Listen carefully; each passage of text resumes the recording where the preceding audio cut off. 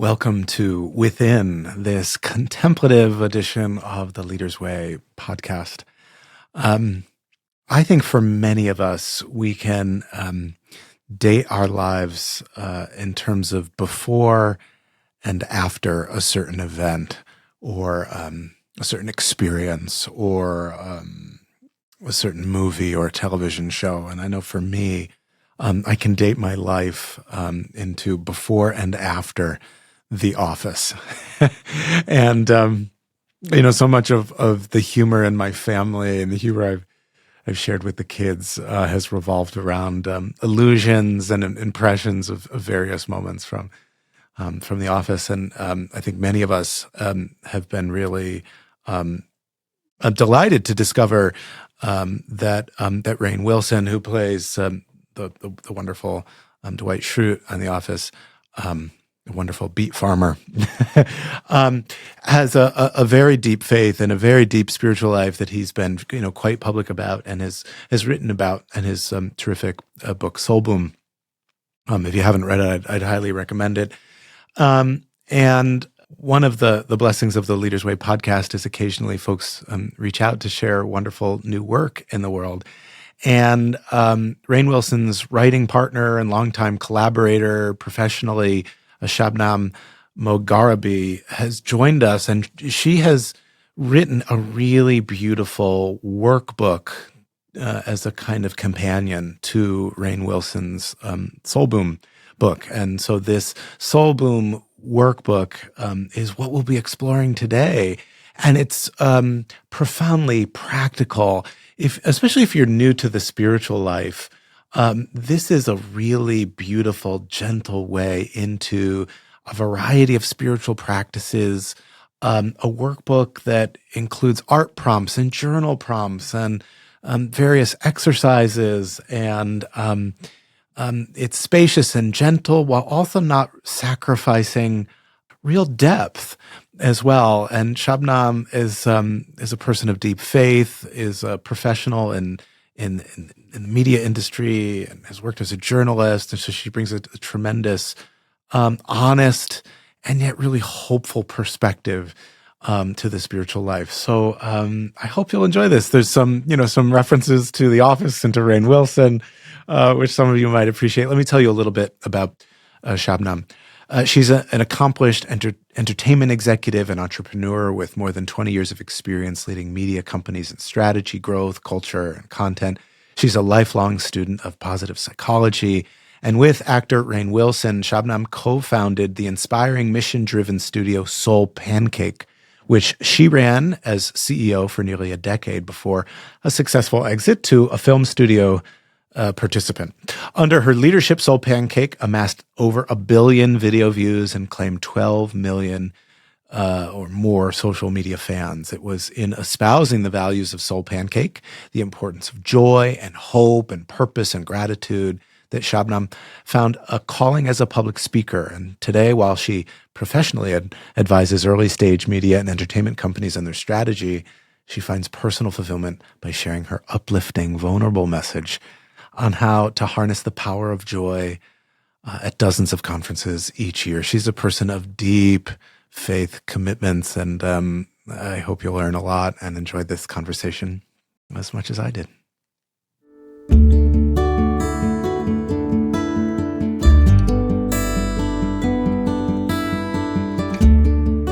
Welcome to Within, a contemplative segment within the Leader's Way podcast that explores the convergence of mental health, art, and spirituality through authentic conversations across wisdom traditions about personal and collective transformation. We welcome artists, musicians, spiritual teachers, and healers to reflect on the sacred wisdom needed to heal the world's deepest wounds. Within examines the inner path to wholeness, not through quick fixes or spiritual bypassing, but through courageous engagement with life's profound challenges.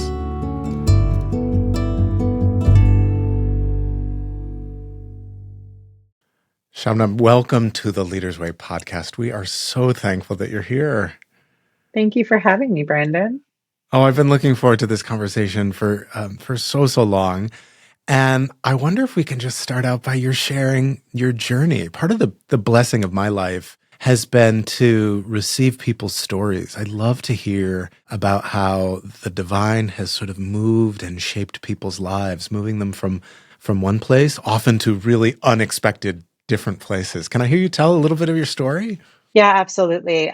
My story is, so much of what shaped me, the superhero origin story, right? That we all have to figure out how to tell.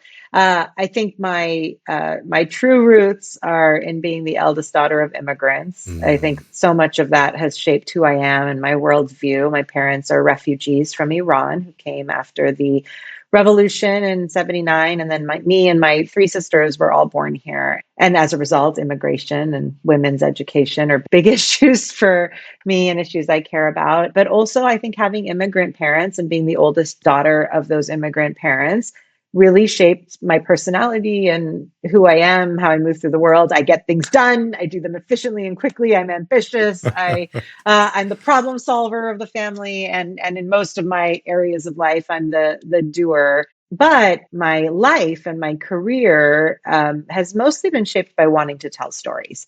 So Mm. I studied journalism in college. I thought that was the best way for me to tell stories. It was to go out and hear other people's stories and become an expert in other subjects so that I could then satisfy my curiosity, but also be able to tell stories. And I went out and started working as a journalist and an editor, and actually got a master's degree in media management and wrote a whole thesis about actually wanting to explore more spiritual and philosophical Oh, subjects wow. through journalism. So did all this work, and after a few years of working as a journalist, realized I really hated it. And I'll just give you a couple of those stories. Like at one point, I had followed Lindsay Lohan into a club because Oh, I was working as a stringer for People magazine, and they wanted me to get wow. some quote for her, and she was high as a kite.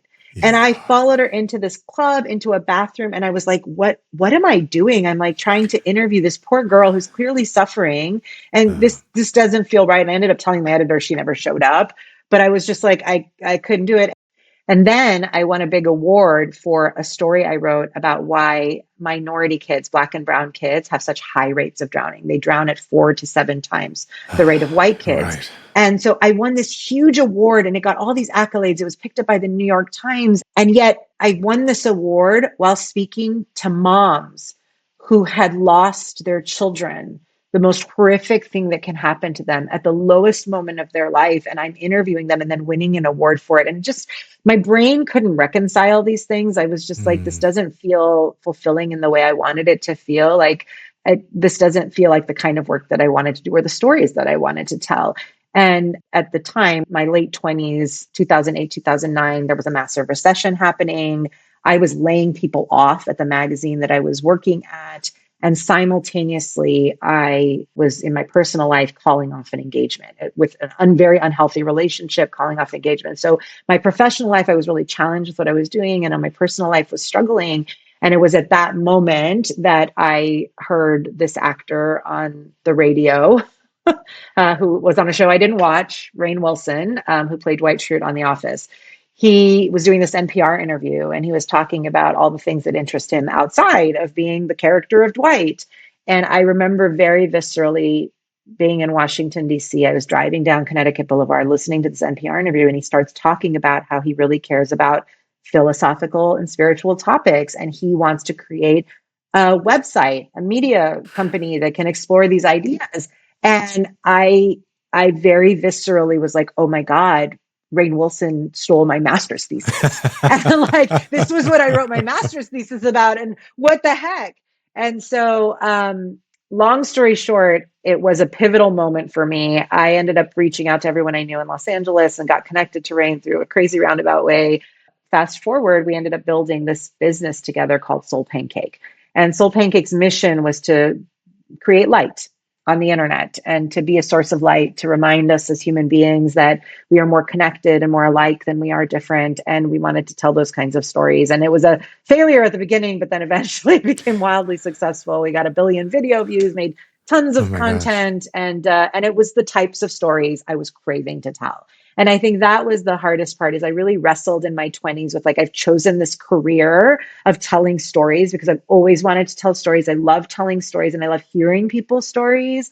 But then I was so distraught with the types of stories I was telling, and the doom and the gloom and the Yeah. sadness of so much of it. And that wasn't what I wanted to tell. And so SoulPancake opened up this whole chapter of my life that has been my career since, which is really centrally focused on telling stories that inspire people and connect people, that tap into the spiritual, that tap into what connects us and what unites us as human beings.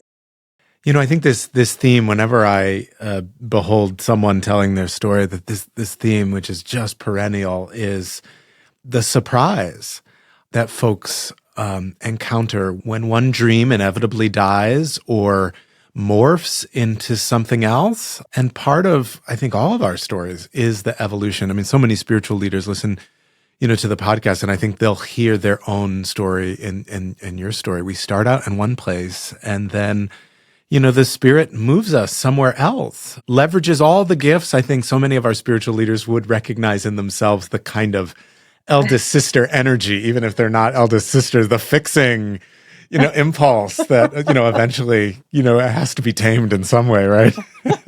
Where you eventually learn that, oh, wait, it's all kind of up to the universe and I have zero control over it all. Yeah. Oh my gosh. It is the thing, right, that we have to wrestle in. They're finding the choice, but even when we lack ultimate control. Yeah. I know positive psychology has been part of this path as well. And I wonder if you could share that maybe chapter of the evolution and how did you discover that, and how has that sort of shaped your work? Yeah. When I was in high school and college, I kind of described myself as a little bit of an Eeyore. And I don't know, again, it's this child of immigrant syndrome, but I was very naturally like high anxiety, high stress, high worry. And yet I would look around and there were many people who just felt way more content, had better ability to navigate challenges in their lives, where I would ruminate on them. And I said, well, why? Why is this? I don't understand. And I read a book. I read Viktor Frankl's Man's Search for Meaning in college, that really set me on this path of like, oh, wait, meaning, purpose, like these are the things that really help ground people. Eventually discovered the work of Dr. Martin Seligman at the University of Pennsylvania and his whole PERMA framework. And I started realizing, oh, wait, like this feeling I'm chasing is not actually an emotion. It's not like joy or happiness. What I'm chasing is tools. What I'm chasing is, what are the tools that can help me kind of rewire my brain and rewire the way I respond to things, and have more emotional regulation and regulation around kind of how I react and move through the world. And that was what set me into the deep dive into positive psychology. And I got a certification in it. And I've really kind of read a lot of books around the space of positive psychology, watched a lot of videos and lectures and such in the area, because it's an interesting area to me. And it's the idea that I, again, as someone who likes to control things and will things into existence, I was like, I'm going to adopt these tools because these things can actually change our brain chemistry. And all the science tells us that they improve our well-being, our mental health, our energy, how we interact with the people we love and the way we respond to them, our emotional regulation. It's all affected by these tools. And so I really made it kind of my mission to learn them. And what's interesting is then simultaneously, career-wise, as I shifted into SoulPancake, so much of the content we made there, so many of the videos we made, the stories we made, the series we made, all actually were built on some of the principles of positive psychology. We had whole series about gratitude. We had whole series about spiritual exploration and soul. We had whole series about finding purpose and meaning. We had whole series about nature. Like all of these things that are elements of what create a positive psychological state were showing up in the content I was making as well. So it was almost like my personal interests and my professional were coalescing, and it was really, it's really become kind of an ingrained part of my worldview, is this lens of positive psychology. Yeah, the word that came to mind as I was hearing you describe that is just integration, that your personal life, your work life had become integrated, and it's the dream of so many, and what a privilege. Not everyone gets to do that, right? Well, I'm so resonating with your story. So much of my own work, for your sake and maybe for some listeners' sake, has been in leading retreats. After divinity school, I began leading retreats, several a week for almost 20 years. I don't know, maybe over 1,000 retreats. And I think over the 20 years, what I discovered is people's real hunger for, as you say, tools, practices, this ability to make a bridge between these ancient beliefs and the challenges of daily life. And I think positive psychology, has arisen in the last number of generations to also meet that really practical hunger that folks are having. And of course, you're doing it not only in kind of wellness ways or positive psychology ways, but also in deeply spiritual ways. And I wonder about your own faith and how that has sort of influenced the stream here. Yeah.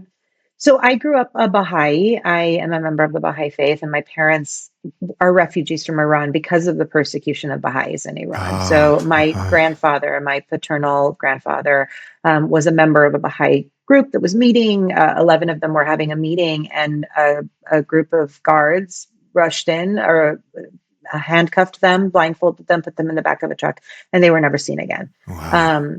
And that was 45 years ago. Oh and God. so, my parents left very quickly afterwards and became refugees, asylum visas here in the United States. And we're very fortunate to be able to come here. Many people were not able to. As a result, faith has always been kind of a very integral part of my life. My grandfather gave his life for our faith. And my parents always raised us very devoutly. In my 20s, I probably veered a little bit away from it. I was like, do I actually believe all this stuff? Or is this just because mom and dad told me I needed to believe it? So I do think in my 20s, I veered away from it and honestly made some poor choices in my life. I think the relationship that I was in that was really unhealthy in my 20s that ended up with the calling off an engagement, like all of that, I think was because I was straying so far from kind of what I had grown up with and the values I'd grown up with. And I do think SoulPancake was kind of a coming home to the values of my childhood. And I was very fortunate, but I also think a little bit of it was being in the darkness and the desperation of that moment in my late 20s where I wasn't happy with my career. I wasn't happy with my personal life, and I was desperate for a change. I was craving it, and I was in this darkness. And I, had read so much about the importance of seeking out and noticing the light. And so I saw SoulPancake as this light, and I needed it in my life. And so I went charging towards it. And what I realized in that moment is that I also was finding myself praying more and turning to God more. Yeah. And I was like, oh, wait, the divine, the spiritual is the light that I need. And SoulPancake is the light I need in my career, but also the spiritual is what I need to bring more light into my life. And so in my late 20s, early 30s, I kind of came back to faith. And now am a very firm person of faith. I am a Baha'i who prays daily. I believe in God's plan for us. And I do, submit to the will of God. Sometimes, even though it's not my nature and I don't want to because I'm an eldest daughter.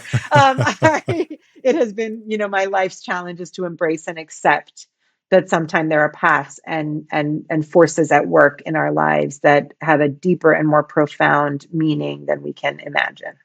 Yeah.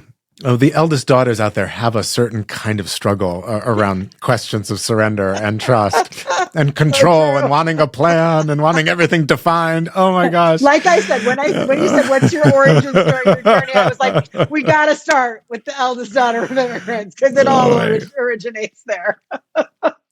Well, your work at SoulPancake is, I'm sure you'd name many sort of mountaintop moments, but you're sort of standing on one at the moment. The Soul Boom Workbook has become a reality. And I wonder if you could tell the story of this particular expression of the work and the expression of your own faith. And, I feel like, my life can be defined by like, before the office and after the office, like all the family jokes. And so when I discovered that Rainn Wilson had a deeply spiritual dimension to his work, I was really intrigued and loved discovering that and loved reading his book. And I'm always curious about the impact of books that become quaint ideas, lovely, compelling ideas, but don't have a direct application or don't have a way to lead people down a path to make even deeper connections between the amazing content they're reading, like in Rainn's book, and daily life. And you've actually sort of solved that kind of conceptual challenge. Can you talk about this incredible Yeah. workbook you've launched into the Well, world? thank you. Thank you. I really appreciate that. That was the intention of it. So I'm really glad that that came through and was clear. So SoulPancake, as a media company and as an initiative was never overtly spiritual, right? SoulPancake was very much so about human connection and creating light on the internet and inspiring people and making us feel connected to this human family that we belong to. And that was what we drove towards. We got 1 billion video views and tons of viral videos all around that kind of message, which I think was really needed at the time. Soul Boom is kind of we joke that it's Soul Pancake 2.0 because it's a much more overtly spiritual Right. dialogue and conversation with the same themes of connecting human beings and tapping into kind of this light and the deep wisdom that exists in humanity, but it's with a much more overtly spiritual lens. So Rainn wrote his book in 2023 called Soul Boom: Why We Need a Spiritual Revolution. And it was really making the case that, a lot of people have thrown religion out for good reason. Religion has been a source of a lot of pain for a lot of people. And so a lot of people have thrown religion out, but with that, they've thrown out a lot of ancient spiritual wisdom. And maybe, just maybe, the many problems we're facing in the world today have solutions or can be addressed with some of the values that exist in those ancient spiritual wisdoms and traditions. And so it was making the case for why we need to reclaim spirituality as part of the framework by which we solve problems and think about the world. So he writes this book, and I gave him a lot of advice and editing and feedback, and ghost wrote certain sections. Like there's a lot of kind of dialogue that we had in his putting this book out. And when he put the book out, he was like, who knows if anyone's going to read this? And it Yeah. became a Right. bestseller. Yeah. And what we realized is the number one question people had were, okay, you convinced me, you made the case why we need more spirituality, but How? how Yeah. exactly do we do that? And that's where the work, I mean, literally this workbook is very little text and a lot of activities. Like when you go through it, it is prompts, it is questions, it is reflections, it is activities trying to take you on a journey that is 75% personal and internal. How do I define spirituality? What does that mean to me? What are my values? Well, how do I define those? How do I wrestle with challenges in life, with suffering, with death, with crises? How do I navigate these questions? And then the last 25% of the book really is about how do you then not only do that work internally, but take it externally? How do Yeah. you apply some of these spiritual ideas with an external lens? Because if we're talking about, hey, society needs spirituality, well, then how do you actually take all these internal values you define for yourself and then apply them externally? And so that was Mm. really the intention of the book, is to create what we joke is the artist's way, Julia Cameron's amazing book about Right. creativity and the spiritual nature of creativity. How do we take that inspiration and apply it in a very practical way to give people spiritual tools in their modern existence? And so that was the intention of the book, and I'm so glad that came through. Oh my gosh. My wife was just doing her morning pages this morning, I think, about what Julia Cameron did all those years ago. And I'm thrilled to know that some of that, DNA is in this. I can see that absolutely for both, for how practical it is and how much spaciousness there is. And I love the balance between sort of laying out a framework, but then giving the reader space to really wrestle. And what you've done is you've created a space for some amount of nuance as well, which is just so lacking in conversation these days about almost anything, about politics, about life, but it's certainly about spirituality. And you also, I think, are careful to remove some of the what I'm going to call spiritual materialism or spiritual capitalism that's so Mm. common in wellness and spiritual spaces that ends up becoming like a lot of manifesting or a lot of the secret. Spirituality becomes just one more way of getting what I want in a capitalist system. Look, I mean, I believe that God has placed our desire in us. So the desire isn't bad, but if the only thing we're desiring is what a capitalist system tells us to desire, power, status, performance, getting ahead, comparing ourselves to others, then we just keep replicating the same old circles. Yeah. We have created almost like a choose your own adventure spirituality framework where I can do meditation and yoga and I can do crystals and the secret and I can do the things that work for me. But true spirituality wrestles with the hard stuff. So when you have to actually think about what is my spiritual point of view and what is my spiritual framework, and you have to think about some of the ideas that come from Eastern traditions and Western traditions, some of the practices, the rituals, and you say, fasting, that's too hard for me. I'm not going to touch that with a 10-foot pole. Or, oh, forgiveness. Like, yeah, I don't do forgiveness. That's too hard. But I like my meditation and yoga and I like my crystals. What you get is a very surface level spirituality. And I think true spirituality has to get in the muck, in the dark stuff, in the hard stuff. And it has to make you face the things that are hard for you to do. And I think that the current version of the capitalist, my desire is the best version of me spirituality actually entices you and incentivizes you to avoid the hard parts of a spiritual life. And I think that's a disservice to kind of it really embracing the meaning and finding that meaning that comes from spirituality. Oh my gosh. Yeah. I so resonate with what you're saying. Either extreme is unhelpful. Like no choice in spirituality is unhealthy. Infinite, unlimited choice is also probably unhealthy. We have this kind of 100%. Cult, this cult of choice in the United States, unless I have like 150 brands of cereal to choose from, then my fundamental rights are being infringed upon. Right. And it will always end in unhappiness, right? And there's been research around this, right? Like at a certain and immediacy. That's the other thing that is really fascinating. I think in the last 20 years, especially with the internet, everything has to be immediate. I need an answer to something, I immediately Google it. I need something delivered to my door, I get it next day delivery on Amazon. I need to pay a bill immediately on the bank's website, right? The immediacy of our culture has also trickled into spirituality where it's like, well, I've meditated for a week. Why am I not seeing immediate results? I'm going to give up on this, right? And move on to the next choice that I have. And whether it's spirituality or even in positive psychology, when they tell you form a gratitude practice, they're not saying write one gratitude letter. They're saying lifelong daily habit is what leads to change. Yeah. And that's really hard for us today because we expect immediacy. It has become ingrained in our expectations of the world that we move in. And that is not, spirituality is slow and steady. Positive psychology is a slow burn to get to fulfillment. And it is not an immediate thing.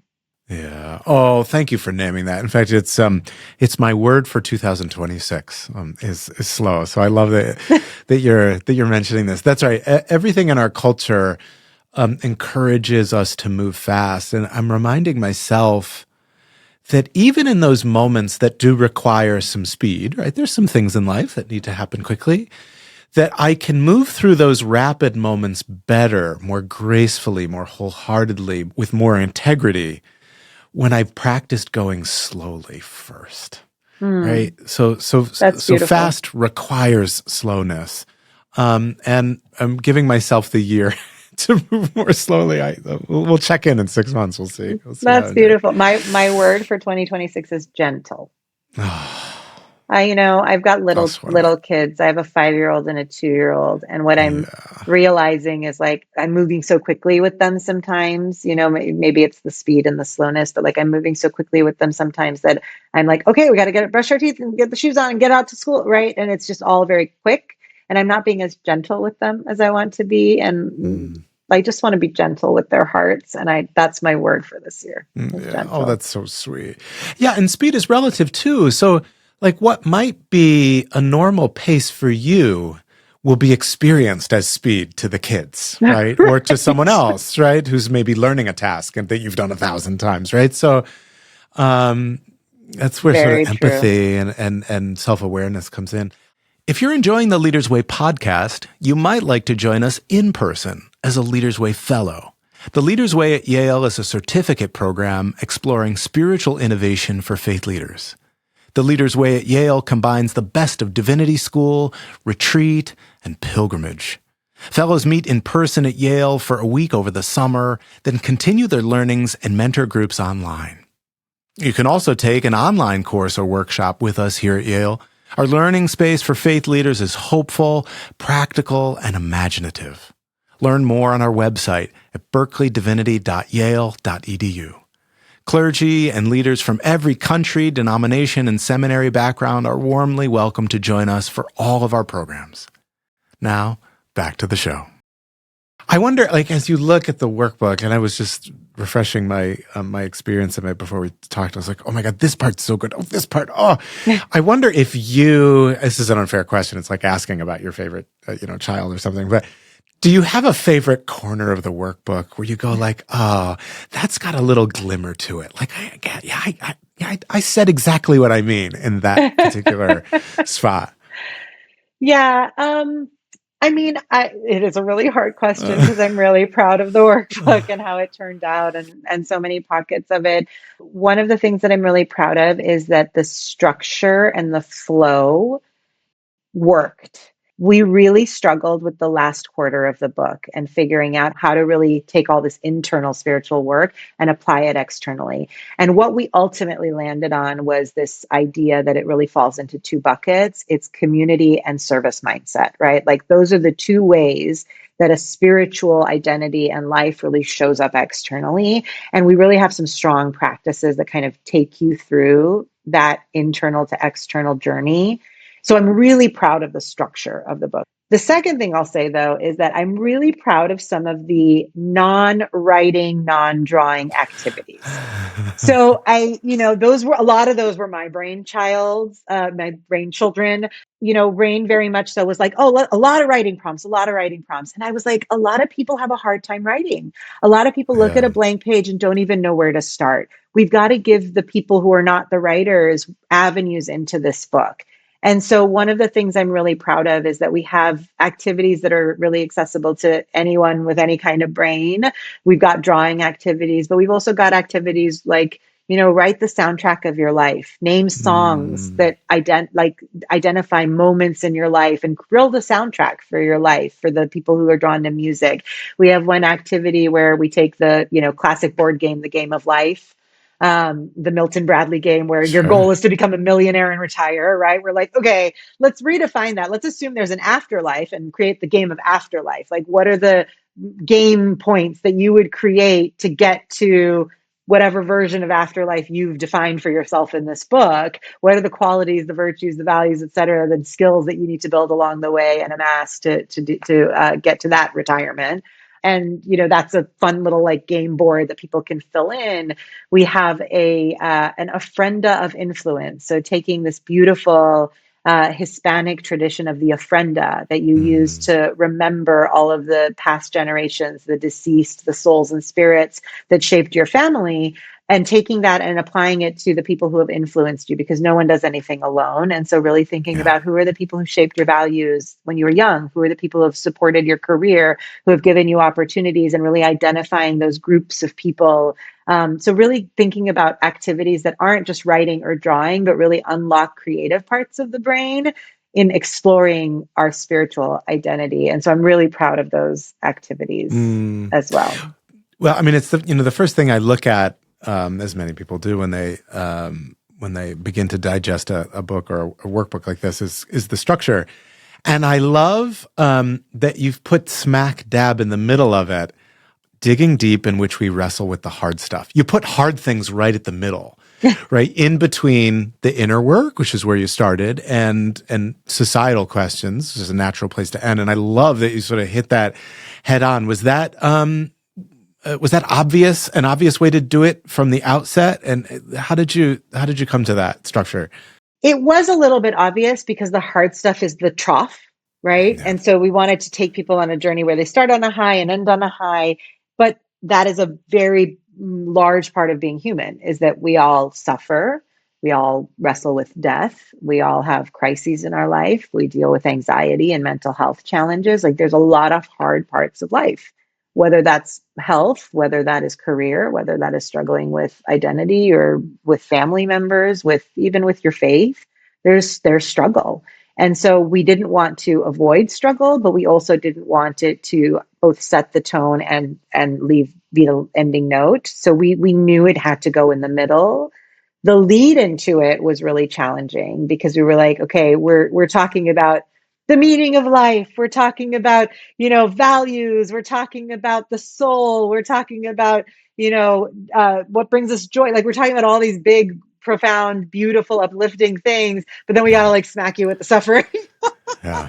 So Right. leading into that was kind of a, how do we get to that point, and then how do we now bring you out of it? And that architecting that was probably the most challenging part of it. Yeah. I wonder, as someone who's, just at the end of a manuscript. I just finished a book manuscript. It's Congratulations, that's a big thank you. milestone. It feels like a baby has been delivered, but all my Yes. author friends tell me the baby has not been delivered yet. There's much more No. labor ahead. The head is crowning. The head is The head is crowning. crowning. It's probably a better way to Yeah. think of it. Yeah. So, it's 366 daily meditations. And I learned so much Mm. about my own beliefs. I learned about, I think, where I'm strong, and I learned about the more fragile parts. I learned about the shadow sides of myself as I wrote. Right. So the writing was a discovery.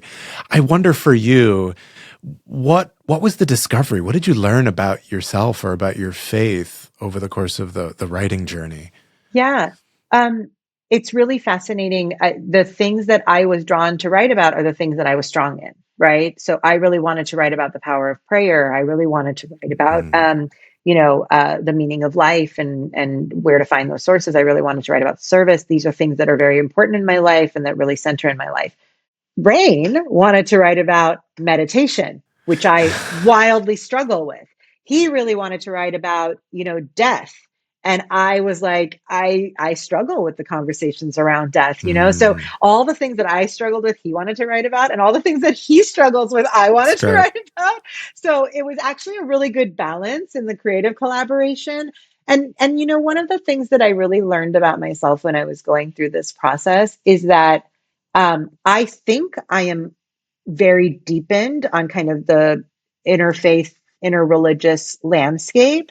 And Yeah. I'm not as deepened as I thought I was. Uh-huh. I feel like I've done a lot of reading and gone to a lot of different communities, met with a lot of different people, created video series about different faiths and faith practices. And yet, once I started getting into, thinking about rituals or different points of view around death from Eastern traditions, Western traditions, there's so much more depth than what I know. And so I really realized like my level of kind of interfaith knowledge is much more surface than I thought it was. And so Yeah. it felt like an education every time. It was like, okay, let's explore death through Eastern and Western traditions. Like it was weeks of me reading and researching and reading scriptures and reading writings and reading reflections and meditations and listening to videos and lectures to really understand the different nuances of different rituals and practices. So even though I've always considered myself pretty well versed in kind of an interfaith setting and have served on some interfaith councils, I really realized, wow, there's so much more depth to all this wisdom, and what we're creating here does go deep in certain areas, but it's still so there's so much more that can be explored in the conversation around spiritual tools and how ancient some of these practices are. Yeah. Yeah. What a wonderful thing to learn. I mean, I Yeah. can remember when I first came to Yale Divinity School as a student, gosh, almost 30 years ago now. I thought, well, I kind of know my own tradition, my own Christian tradition. But what I really knew, in a moderate way, was my own Roman Catholic tradition. And Yale Divinity School is incredibly ecumenical. We have Christians from all around the Christian family, and what I learn and continue to learn with our students is just how local religious practices and how Mm, granular it is. The way, one Baptist celebrates a funeral in North Carolina might look radically different from that same tradition in Maine, yeah. right? And how beautiful that we can both have things in common that ground us, but then we can have unique ways of expressing those truths and those Yeah. rituals and commitments. So I love that was the discovery. I mean, we'll spend our whole lives learning, right? True. We're never done. I wonder about when you think about your own leadership in your professional life over the years. I wonder if there's any any lessons at the intersection of spirituality and leadership. A lot of the work that we do as part of my office, the Office of Transforming Leaders, is to think about the leadership challenges in the world, politically, in communities, the disconnection, the discord, the division, but also the real opportunities for healing and reconciliation. And, our listeners are both religious leaders, clergy leaders, but also, nonprofit leaders, folks who work in all sorts of organizations who, want to deepen their spiritual life, but deepen their spiritual life in service to their work in the world. And I wonder, as you think about not only your spiritual commitments, but also your professional responsibilities, are there any leadership lessons that are emerging for you in your work, or maybe kind of some lessons that are in real time unfolding that you're working on? There are so many people actually ask me, because I'll talk about positive psychology, and that's rooted in science and data and research, and so many applications in the leadership spaces and workplace and culture and so on and so forth.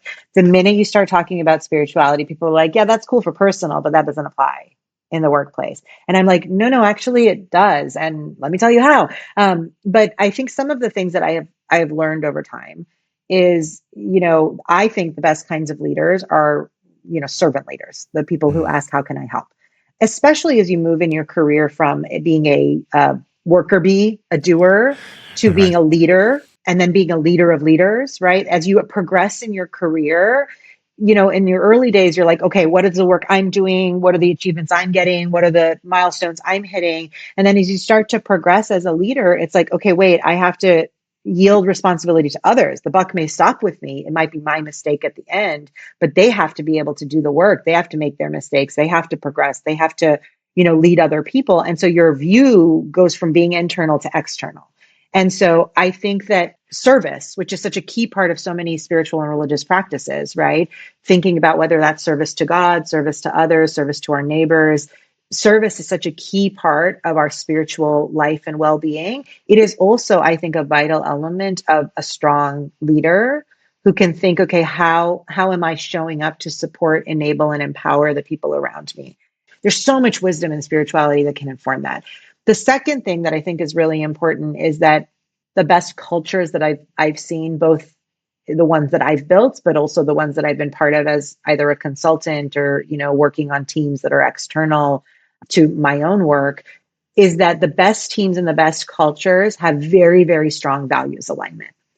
And the spaces where there is such strong values alignment is often in religious and spiritual circles. That is what unites them. And they find ways to create community and depth of community around values. And if you want to create a really strong culture in the workplace, you have to start with values, and you have to identify those values, and you have to hire for those values. And that's when you get really robust communities, really robust cultures within teams. And so I think there's a lot of overlap in spiritual wisdom and lessons that can be applied in leadership spaces. And we often bifurcate the two. We say, cool, science, positive psychology, that I'll take. 2 thumbs up in leadership spaces, but spirituality, that's really just personal. Like that doesn't have a role in the workplace. And I fundamentally agree, because I think so much of the ancient wisdom that exists in spiritual circles has real life applications in how we lead, the types of leaders we are, the types of cultures we create, how we build values-based organizations. Like it's really, we can learn so many lessons from spirituality in the leadership side of things. Yeah, that's so powerful, because nothing is strictly personal. Yeah. Because even our most secret values affect how we live, and how we live affects other humans, right? Everything that exists is connected to everything else that exists. And of course, our quantum scientist friends are only finding new and dramatic ways of demonstrating this at the subatomic level, right? So, this strict divide between personal and the individual, I think has been grossly exaggerated. So thank you for kind of helping to heal that exaggeration, to help bring conversations about spirituality and values and convictions more out into the open, to give some permission. It's not that we all have to agree about every single thing, but having some honesty about what's driving our lives. Gosh, if we can't talk about the values to which we orient life itself, gosh, I think we've really lost something about being human.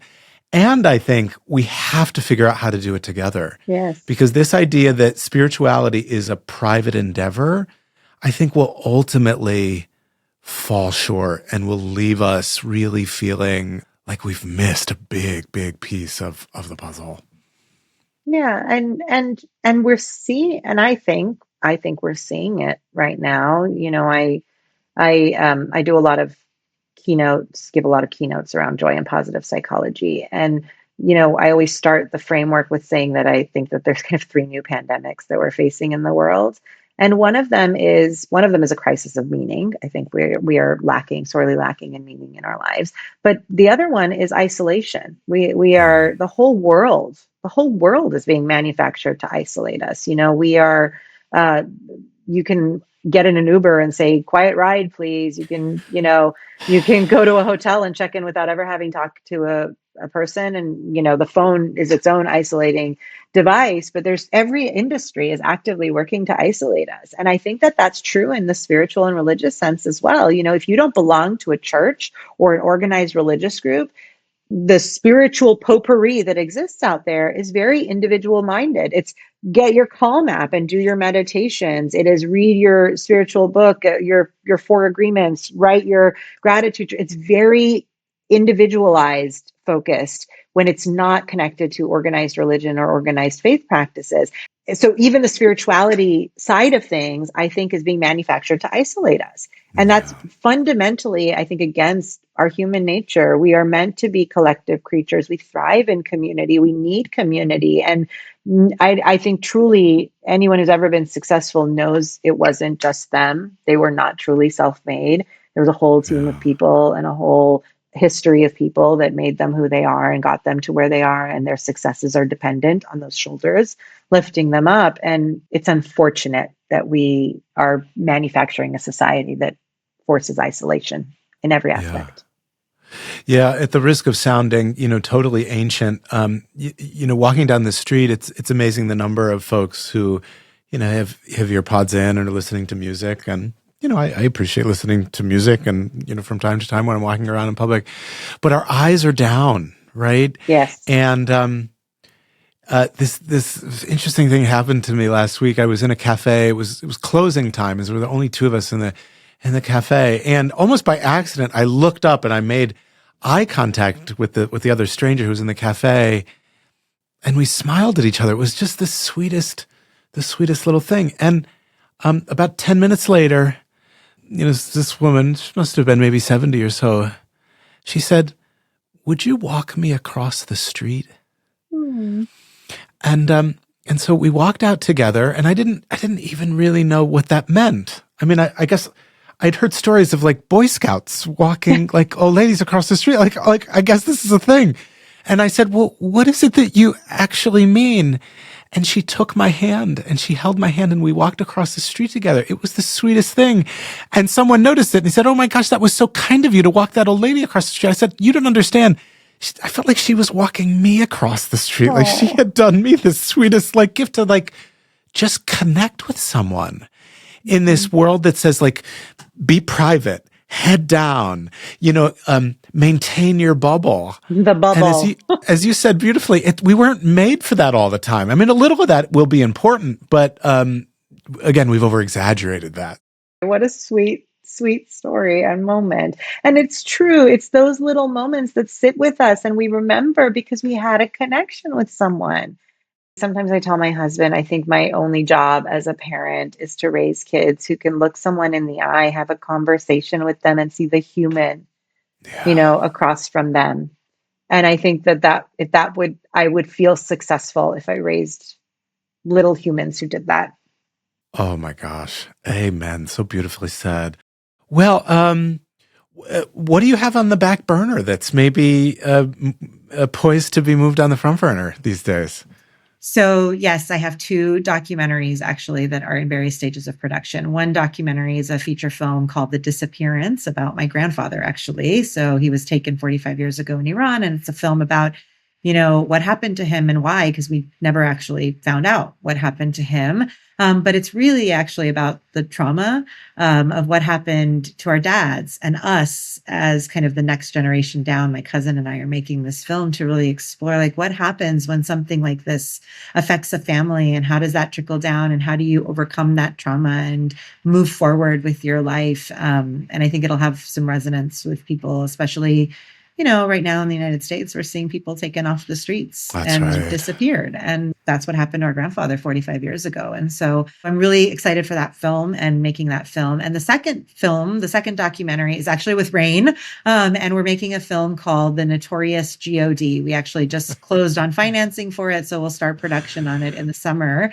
But it's called The Notorious God. And it is about God in the modern world. Rainn will host it and be the talent of it. I'll produce it. And it's essentially, Rainn believes in God. So it's not about, is there not a God? It's more that I believe in God, but do I still need God in the modern world? Given that we've got all these spiritual solutions, we've got AI, do we still need God in the modern world? What does that actually serve us? Like believing in a God, does it actually serve us in the modern world? Amazing. And so it's going to be kind of a global exploration of this idea, comedic and irreverent, but also really profound. And so I'm really excited about those two films because those are both, one is in production currently and one will go into production later this year. And so I'm very excited about those two films. Well, we have 5 closing questions that we'd love to ask folks because the people want to know, your fans want to know. I don't know about Shabnam. that. Rainn has the fans. I just work behind the scenes. Oh, you have a few fans too, I'm sure. What do people most misunderstand about you or the work that you do? Yeah, I think the thing that people most misunderstand is that they think if I work in the space of joy and positive psychology and spirituality as a solution for, suffering, that clearly I'm too Pollyanna and naive and optimistic. And that's not true at all. I actually come at it from a lens of, no, I'm an Eeyore and I've been seeking these tools my whole life. And even to this day, I have an amazing career. We have this beautiful workbook out. I'm making these 2 amazing films. And yet I'm personally going through infertility struggles. I'm trying to grow my family. It's been 1.5 years of IVF rounds and treatments that have been unsuccessful. And that's hard and isolating. And it really wrestles with my faith. And it is not to say that I don't experience pain and suffering in all the parts that are what make us human, but I do believe in these tools. And so if that makes me a little bit of a Pollyanna, then I guess I'll accept that misunderstanding about me. I love it. What's your go-to comfort food? My go-to comfort food is probably my mom's Persian cooking, and specifically the havij polo, which is a sweet carrot rice. Oh my God. I could eat that morning, noon, and night. Oh my goodness. I have to go out in search of this. I've never heard of this. That's amazing. What's a bad habit that you're willing to share? Honestly, my bad habit is that I pick the cuticles of my nails, like whenever I'm stressed or anxious about something. So I have to get manicures regularly because otherwise my cuticles are like ripped, bandaged. Yeah, it's bad. It's like a real bad habit. The eldest daughter feeling deeply again. What life lesson are you still learning yourself? That I can't make everything work out, that sometimes rejection is God's protection, that there is a master plan, and I need to sometimes submit to that will. And that is something I have to learn every day.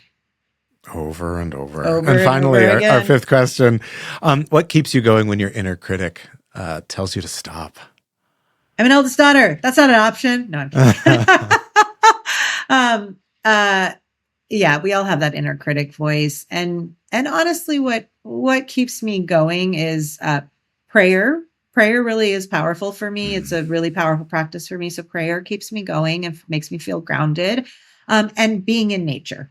I think the minute that I can get out on a hike or go to a nature center or just be outside and feeling the sun on me, I feel calmer and more able to tackle things. And it does silence my brain. It's wild how time in greenery, time hearing water, time in the sun quiets my brain.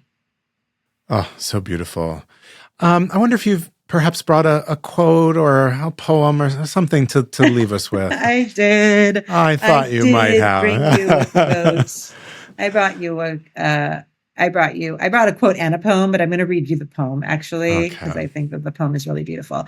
It's very short. It's called The Real Work. It's by Wendell Berry. It may be that when we no longer know what to do, we have come to our real work. And that when we no longer know which way to go, we have come to our real journey. The mind that is not baffled is not employed. And the impeded stream is the one that sings. More wisdom from Wendell Berry. Thank you for all you do. Thank you for your generosity of time. I hope everyone checks out the Soul Boom workbook. It's so wise and so practical and so beautiful.